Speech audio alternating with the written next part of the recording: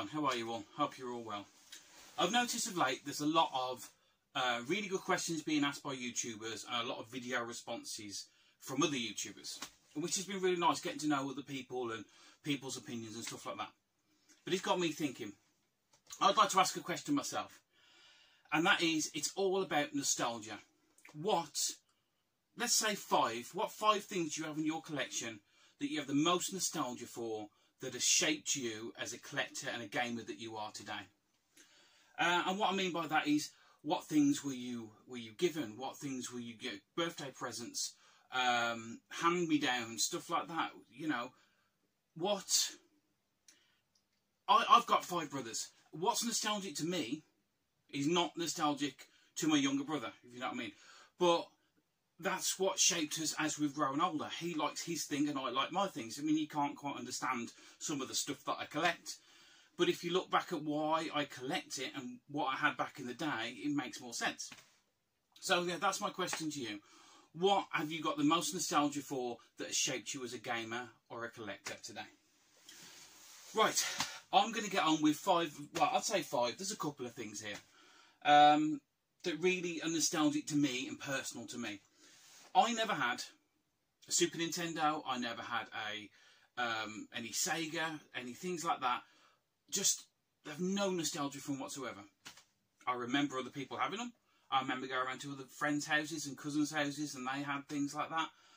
But the nostalgia I'm talking about is like the sitting there as a kid and you're trying to play it, and your parents are saying, "Oh, come on, you've got to get to bed. You've got to have your dinner. Stop playing." You know, and it's the memories that stick in your head.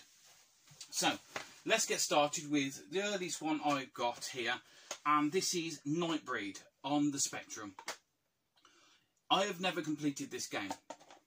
I don't even remember where it came from, but I remember, because we had a Spectrum, I remember sitting in my parents', it was like this makeshift sort of conservatory kind of thing, but it was really like homemade, let's just say, corrugated roof, I remember that.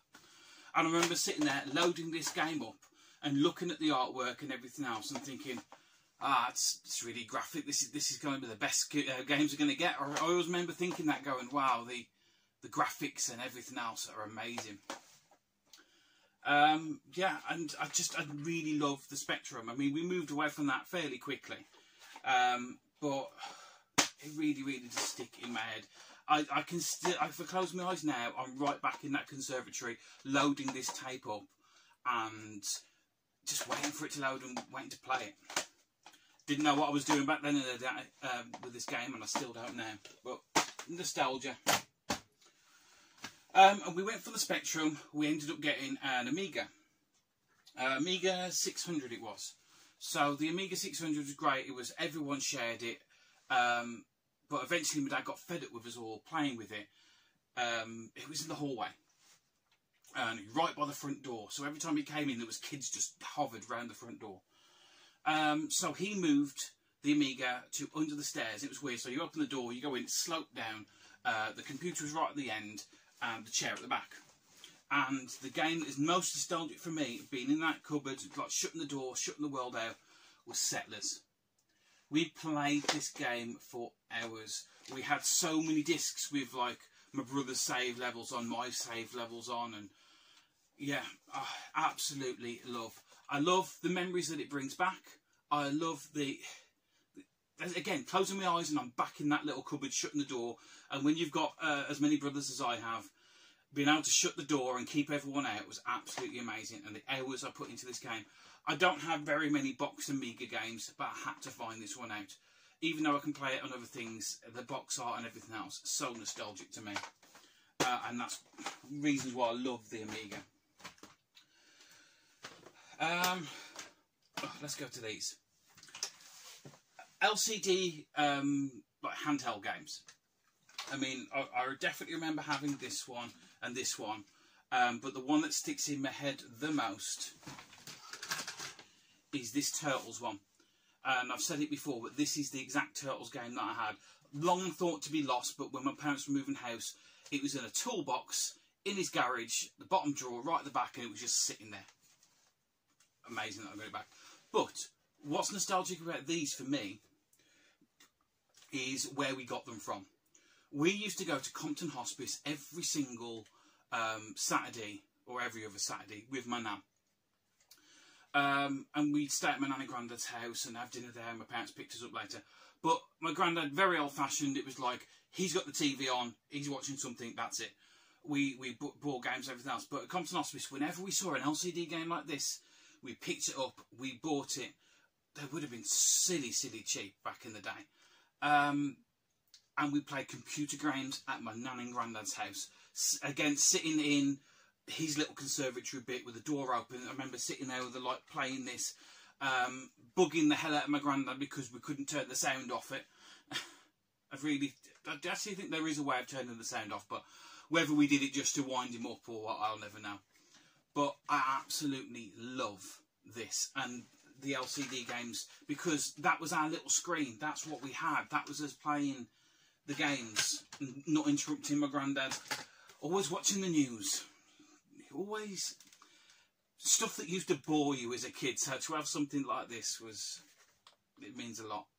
It means a lot to have this actual one as well. Long thought to be forgotten.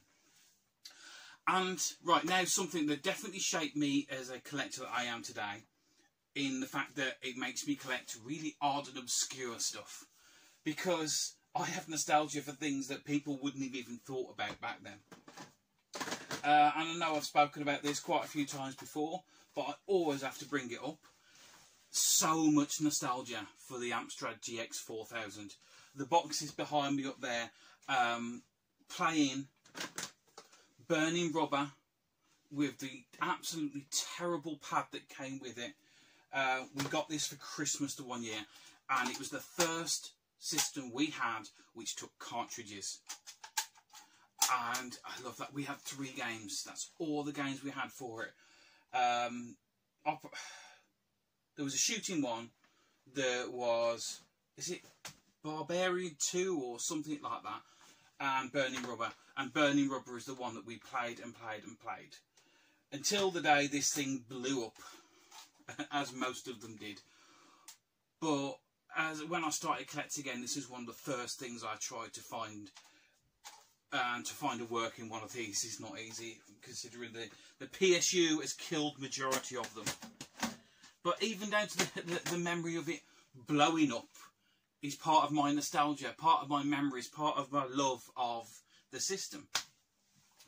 And the last one I've got now is one that I remember seeing, and I can still remember going in there now, going into Dixon's with my dad, and he always used to go to the electrical section, and we'd wander off and you'd find a kiosk that was playing something. And I found this system hooked up playing this game and thinking, it's absolutely amazing.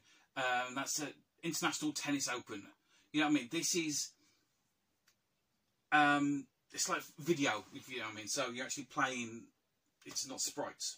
I think, you know what I mean. You get what I'm talking about. Like Mortal Kombat.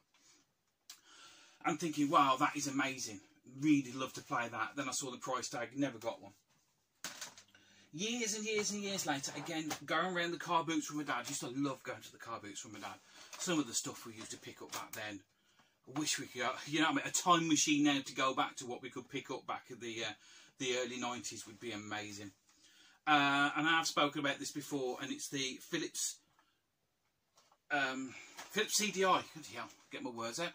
Philips CDI, and it's the exact same model as this. Come with a couple of games and this system. And I remember bugging my dad, going, "Oh, can we get it? Can we get it?" Because I always remember going back to this and remember seeing it and thinking how amazing it would be. Can't remember the price. You know, as a child, you just see the system. And my dad said, "Right, no, I will think about it. We'll come back." We did a little room, come back, and it was still there. I think he got a bit of extra money off because he came back. Took it home, got the tennis game, plugged it in. It's absolutely shocking.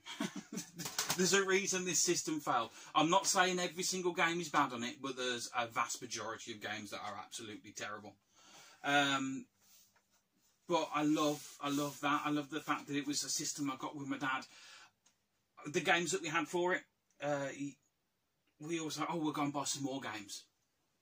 Could we find a computer shop that sold any? I remember going to Canic, to lots of other places, the game shops my dad knows used to sell old games. And he'd walk in there and says, have you got any CDI games? And they'd just laugh at him. Yeah. So the game bundle we got at that at that car boot was the only games that I ever had. We had a couple of movies with it. But the one that always sticks in my mind is Burn Cycle. Again, this is the actual copy that came from that car boot. This is the only surviving thing that came from it. I remember exactly where this CDI was. It was in my parents' hallway, and when I started collecting again, I went, oh, I remember that, let me go and grab it. The system had gone.